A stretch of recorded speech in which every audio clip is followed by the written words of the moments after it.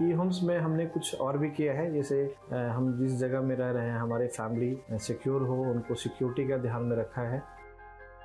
आपकी सुविधा और सुरक्षा आपके लिए खास है, ये आपका विश्वास है। इसमें आर्टिफिशियल इंटेलिजेंस का 7 लेयर सिक्योरिटी का हमने इस्तेमाल किया है। लस ग्रीन कैंपस को बनाया है, यदि हमारा बाउंड्री वाल है तो वो वर्टिकल गार्डन है।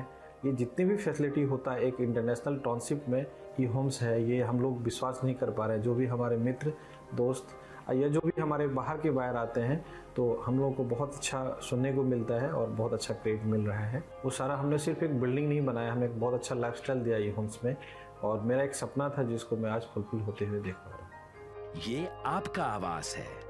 ई होम्स पैनोरामा में अब आपका निवास है। E Homes Panorama, luxurious lifestyle redefined.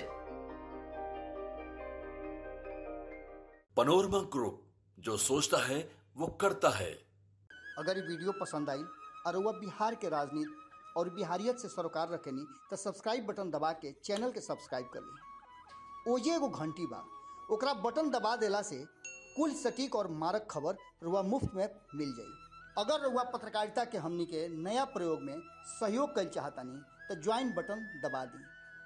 Paytm number note कर ली 938681